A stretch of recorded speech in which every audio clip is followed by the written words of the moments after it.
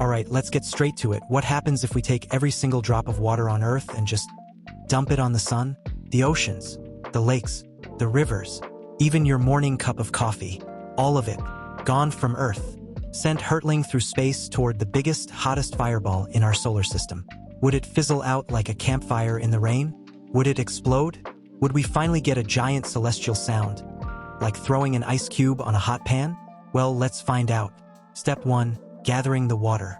First, let's talk logistics because this is no small task. Earth has about 1.386 billion cubic kilometers of water. That's 1.4 quintillion liters, a number so absurdly large that our tiny human brains can't even process it properly. To put that in perspective, imagine draining every ocean, every underground reservoir, every ice cap, and even squeezing every last molecule of moisture from the air. Congratulations! Earth is now bone dry, a lifeless rock where everything is dead, cracked, and probably very, very sad. But hey, sacrifices have to be made in the name of science, right? Now, assuming we somehow gather all this water into one gigantic cosmic water balloon, we have another problem. How do we actually get it to the sun? We'd need a ridiculous amount of energy to move that much mass across 150 million kilometers of space. Even if we could somehow launch it all at once, it would take months to reach the sun. But let's ignore those boring practical details and assume, for the sake of the experiment, that we magically teleport all of Earth's water onto the sun in one big, dramatic splash. So, what happens next? Step 2. The sun does not like this plan. The sun, in case you forgot, is a giant nuclear reactor. It burns at about 5,500 degrees Celsius, 10,000 degrees Fahrenheit on the surface, and 15 million degrees in the core. This is not your average backyard bonfire. So, when Earth's water, previously existing at a nice, comfy liquid state, suddenly meets a massive ball of superheated plasma, things get weird very fast. The moment water hits the sun, it doesn't just evaporate, it disintegrates. At those extreme temperatures, H2O molecules don't stay H2O for long. The intense heat rips apart every single molecule into its individual hydrogen and oxygen atoms. No more water, just a cloud of atomic chaos. Now, hydrogen is a great fuel for nuclear fusion, which is literally what the sun does all day long.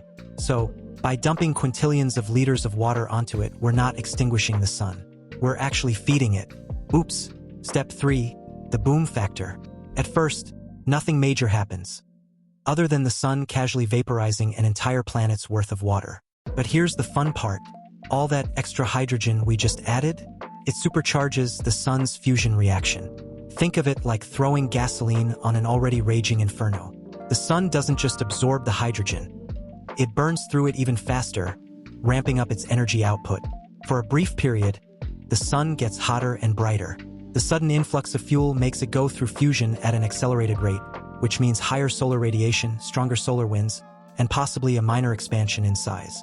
Would it explode? Not quite. The sun isn't a bomb. It's a controlled fusion engine. But this sudden burst of energy would have, let's say, unpleasant consequences for us back on Earth.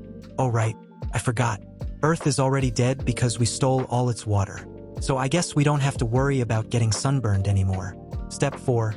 The oxygen problem. But wait, there's another issue. We didn't just throw hydrogen into the sun, we also dumped oxygen. And oxygen is not great for nuclear fusion. In fact, when stars like the sun start building up too much oxygen, it actually slows down their fusion process.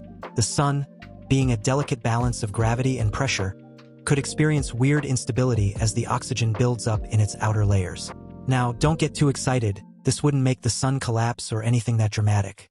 But it could cause temporary fluctuations in its brightness, its solar wind output, and maybe even its magnetic field. Basically, the sun would have a very bad day, but it wouldn't go out. Step 5. The aftermath. So, to recap, 1. The sun does not get extinguished. 2. It burns hotter briefly, then stabilizes. 3. Earth is now a dry, lifeless wasteland. And let's be real, without oceans, Earth wouldn't just be uninhabitable. It would never have existed in the first place.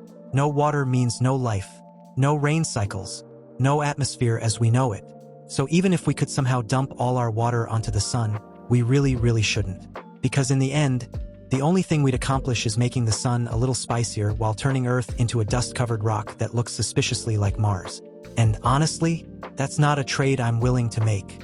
If you enjoyed this wild thought experiment, Don't forget to like, subscribe, and hit that notification bell so you don't miss the next deep dive into absurd science. Thanks for watching, and I'll see you next time.